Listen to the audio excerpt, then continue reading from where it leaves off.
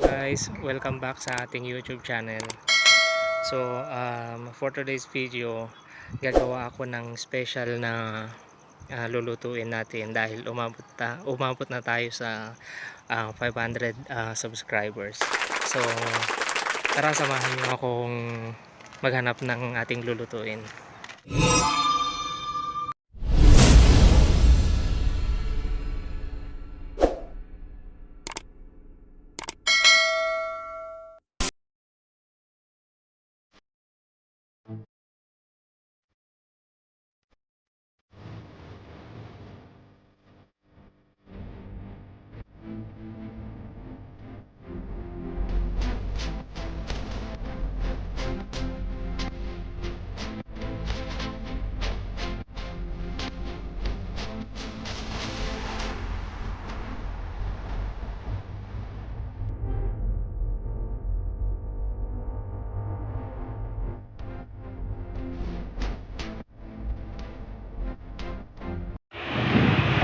So, andito na tayo sa may bilihan ng nagtitinda ng igat.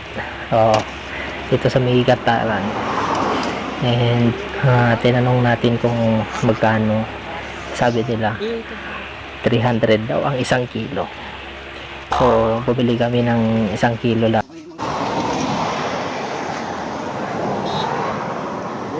Basta kilo gano'n, may nakalukod na kilo gano'n paglalabanan.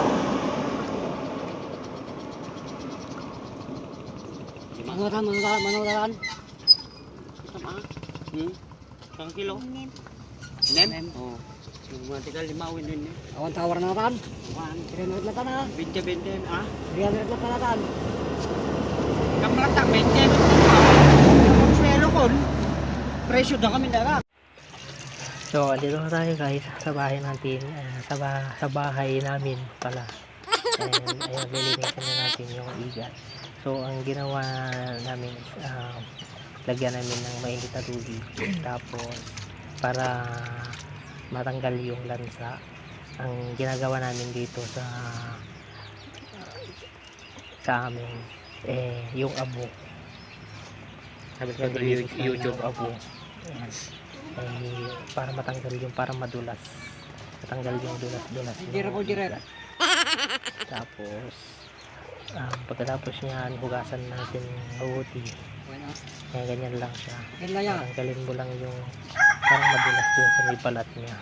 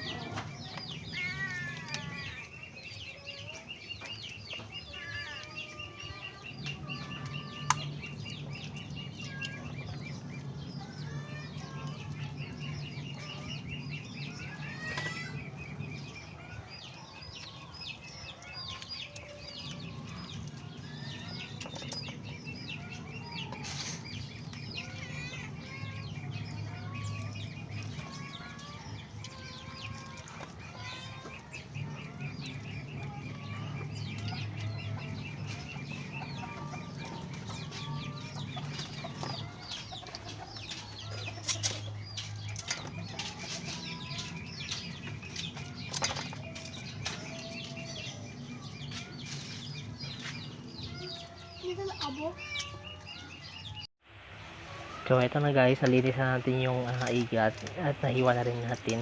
Lagyan natin ng soy sauce. Mamarinate lang natin siya ng bagya, soy sauce. Tapos maglagay din tayo ng bawang, paminta lang pala. Tapos mamaya igigisa na natin siya.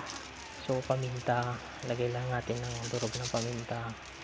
Tapos lagyan din natin ng laurel. Tapos suka. Lagyan natin ng suka. Ayan. And then haluin lang natin para ma-mix yung ingredients na nilagay natin. And then mamarinate natin siya ng siguro mga 30 minutes lang. Tapos ready na natin bago natin igisa. When?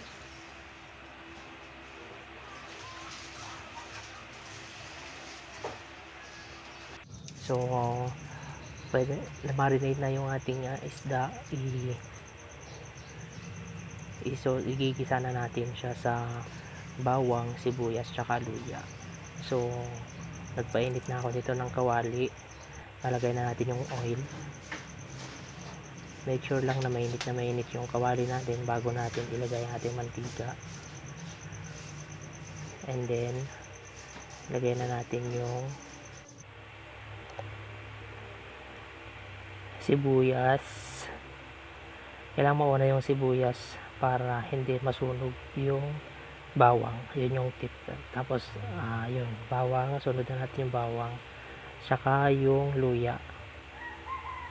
Ayan. Soloin lang natin. Pero ang ating hayaang masunog. Tapos, lagay na natin yung na babad sa toyo na yung isda. So, gagawin natin is ipipirito lang natin sila ng bahagya lahat bago natin ilagay yung pinagbabaran mamaya.